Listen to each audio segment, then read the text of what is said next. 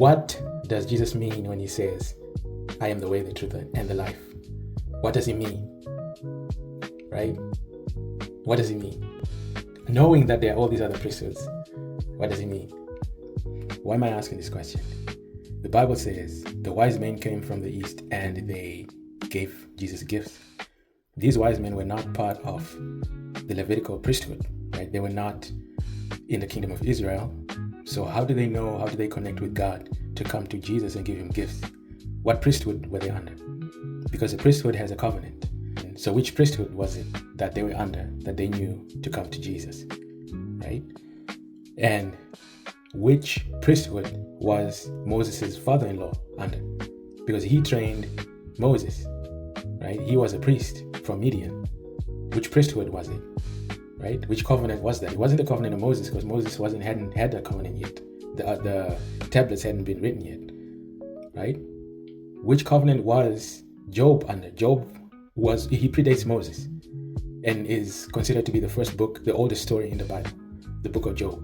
And Job was sacrificing diligently to God daily. Which priesthood was it? It's not Leviticus, it's not Moses, but it's a priesthood. Some say he was around the time with Abraham, they were friends and whatnot, whatever, but he wasn't in that bloodline, right? It was a priesthood to God, just like the Magi's from the east. Which priesthood was Noah under? Because he had a covenant with God and he sacrificed in an altar. It wasn't the Moses, because we all think Old Testament just means Moses, but there were many covenants and many priesthoods, right? Not just the Levitical priesthood. The one we're in right now is the order of Melchizedek. That's a priesthood where Jesus is the high priest, according to the order of Melchizedek. Melchizedek lived at the time of Abraham. Abraham actually offered tithes 10% to him. Right? And Paul says that's a big deal, that the father of the nation of Israel was offering 10% to Melchizedek. We don't know where he began, when he died. His priesthood of Melchizedek is also an ending, and that's the priesthood that Jesus is under. So if these priesthoods existed outside of Moses, and there were also priesthoods before the flood, right? Cain and Abel were sacrificing to God. What priesthood was it? And God actually came and he took Abel, but he didn't receive Cain because there probably were instructions.